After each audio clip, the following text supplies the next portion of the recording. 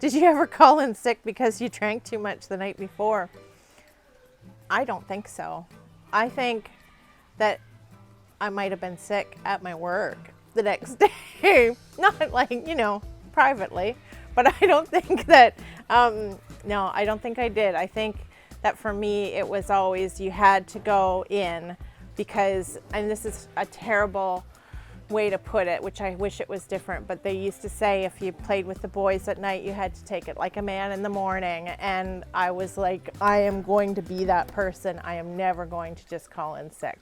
I've been still drunk at work, but yeah, not at home in bed.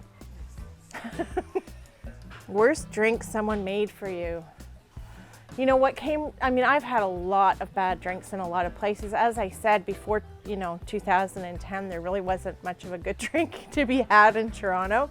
But what came to mind right away was that in somewhere in the United States, and I think it was in Austin, Texas, we ordered an old fashioned, and it came in like basically a Long Island glass full and with a ton of ice and fruit everywhere, and it was the most disgusting thing I'd ever had.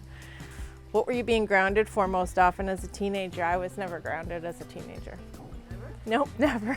Because you didn't deserve it, or because you just weren't grounded for it? Oh, I deserved it. You just never get caught? No, I think I even got caught, but yeah, no, I don't know. Okay. Just, yeah. Worst rookie mistake as a tourist. I'm not sure this really is the answer to the question that you're looking for, but, I always find that you hear people who really don't actually want to be traveling. And I always think that there are a lot of people out there who they're doing it because they think this is what they should be doing. So I guess the worst rookie mistake as a tourist is going at all if you're not really that kind of person. Just stay home. Because I always hear people who are complaining about absolutely every single aspect of traveling, and I always think, what are you even doing here? You don't like this. Just stay home and watch MacGyver or whatever it is you do. If you win the lottery, would you give money to your boss? I don't have a boss. So, no. Worst thing you did as a bar customer? Oh, there's probably a lot.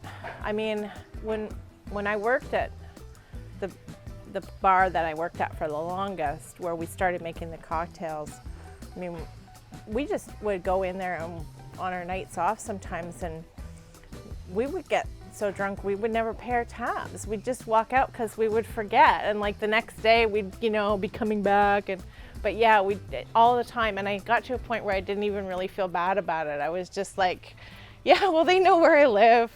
They know I'll be good for it.